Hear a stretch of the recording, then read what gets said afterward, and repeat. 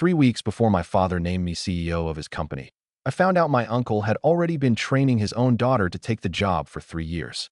And by the time I understood what was actually happening, I realized I hadn't been preparing to run the company. I had been preparing to lose it.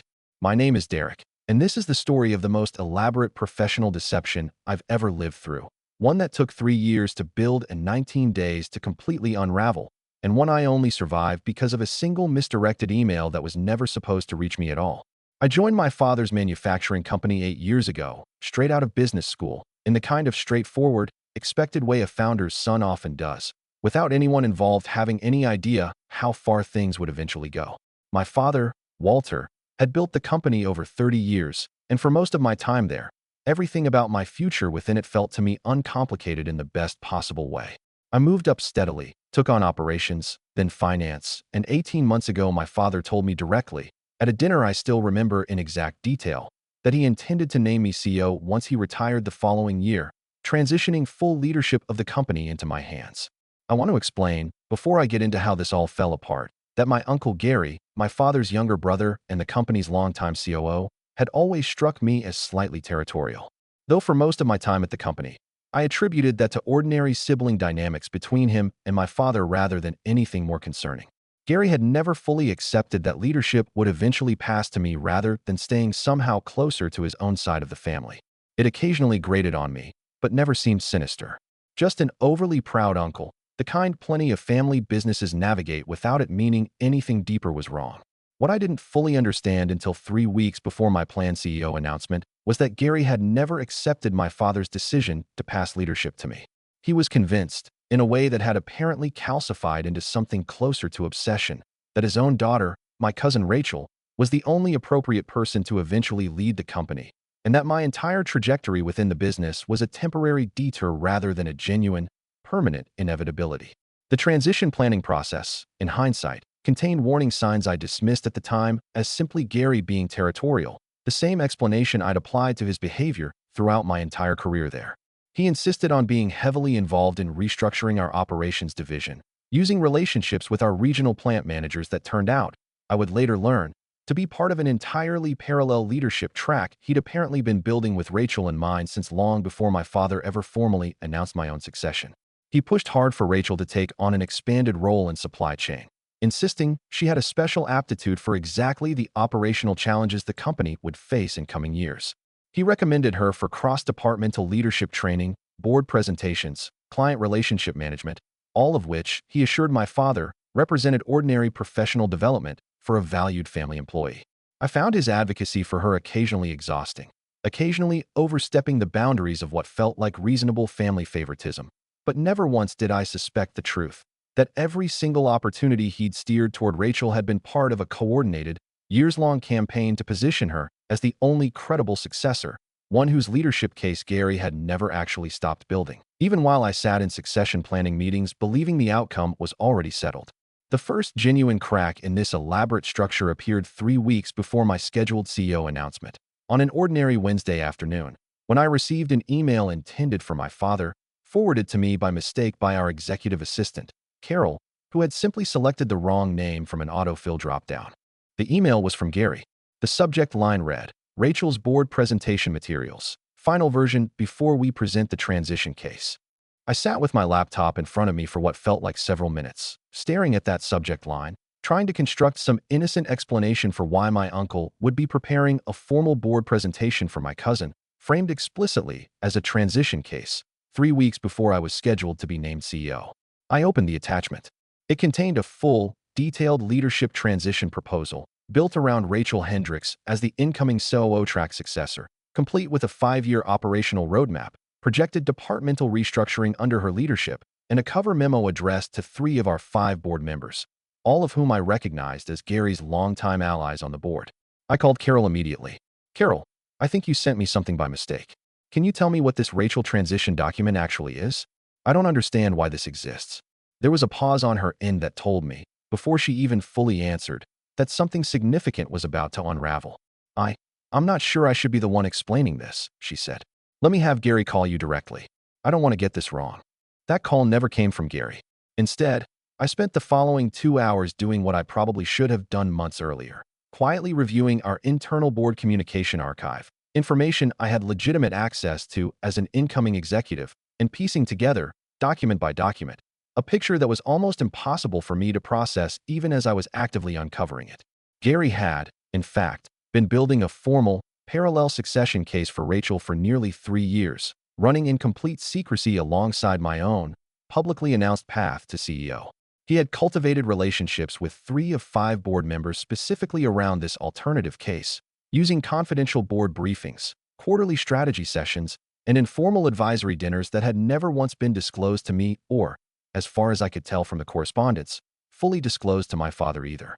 I want to try to describe the specific vertigo of learning that my own succession to my father's company, something I had believed was a settled, essentially finalized outcome, had actually been running in direct parallel to an entirely different plan for nearly 3 years, built using board relationships and internal resources my own family should have made available to me, had I known this competing case existed at all.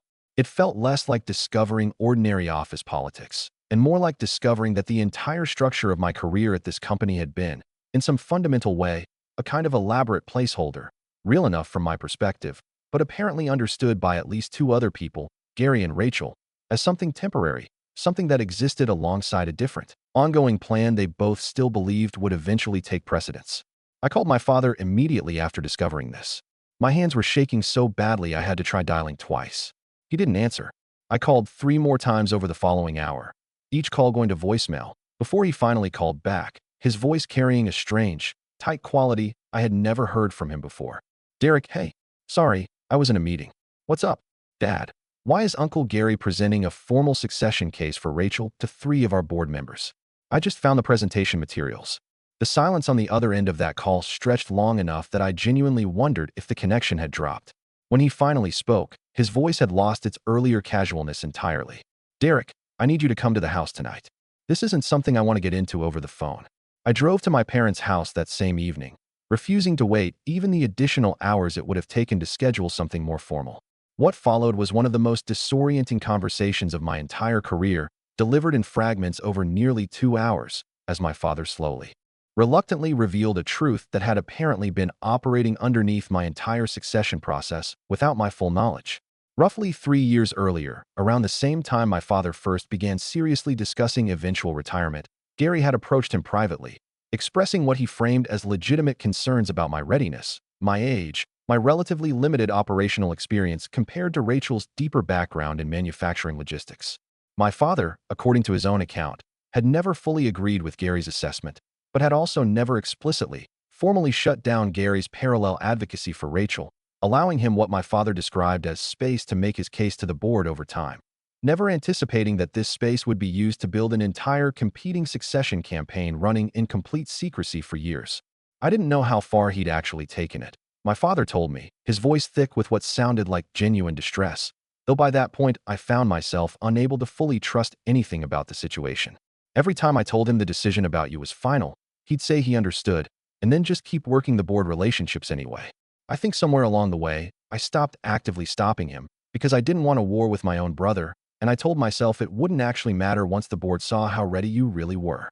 I want to be clear about something I've had to sit with extensively in the time since this happened. I don't believe my father set out from the very beginning to let this deception unfold.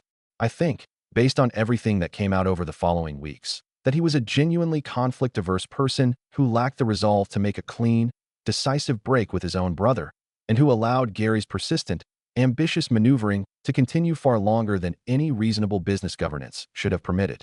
This understanding doesn't excuse what happened. It simply helps me make sense of how something this elaborate could exist for 3 years without my father, in his own telling, ever fully consciously deciding to allow it. I confronted Gary directly the following morning, in his office, the same office where I'd sat through countless ordinary operational meetings with him over 8 years. He didn't apologize. I want to be honest about that, because I think it matters to understanding the full shape of what happened. Instead, he offered a kind of chilling, matter-of-fact justification. I always knew you weren't ready for this the way Rachel is, he told me, his voice carrying none of the warmth he'd shown throughout 8 years of working alongside me. She understands this business in a way you never fully have. I did what I thought was best for the company, and I'm not going to apologize for that, even if the timing turned out to be difficult for you. I want to describe what the actual day of my originally scheduled CEO announcement felt like, because it's one of the more surreal professional experiences I've ever lived through. The announcement itself was postponed indefinitely, obviously, while the board conducted a full, formal governance review of both succession cases. I spent that day instead in my own attorney's office, beginning the process of formally documenting Gary's undisclosed board lobbying, understanding I needed independent counsel to protect my own position, regardless of whatever family reconciliation might or might not eventually be possible. It's been just over a year since everything happened. I was, ultimately, named CEO, following a formal board review that concluded Gary's undisclosed, years-long parallel campaign represented a serious breach of governance trust, regardless of Rachel's genuine qualifications. Rachel herself, I should say clearly, remained largely unaware of the extent of her father's secrecy. She believed, throughout most of this period, that she was simply being given legitimate opportunities to grow, not that her entire track was being built as a covert alternative to mine. Gary resigned from the company 4 months after the board's review concluded. I haven't spoken to him since.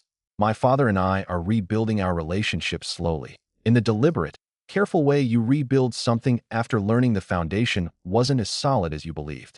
If you've ever discovered that a position or relationship you trusted completely was quietly running in parallel to something else you had no idea existed, I want to hear how you found out and how you found your way through it afterward. I used to believe that 8 years of consistent, demonstrated performance was proof enough of where I stood. I've learned, in the hardest possible way, that effort and transparency aren't always guaranteed by the people around you, and that sometimes the people who seem most invested in your success are simultaneously building an entirely different outcome right alongside it, hoping you never happen to receive the one email that reveals which version of the story was actually true.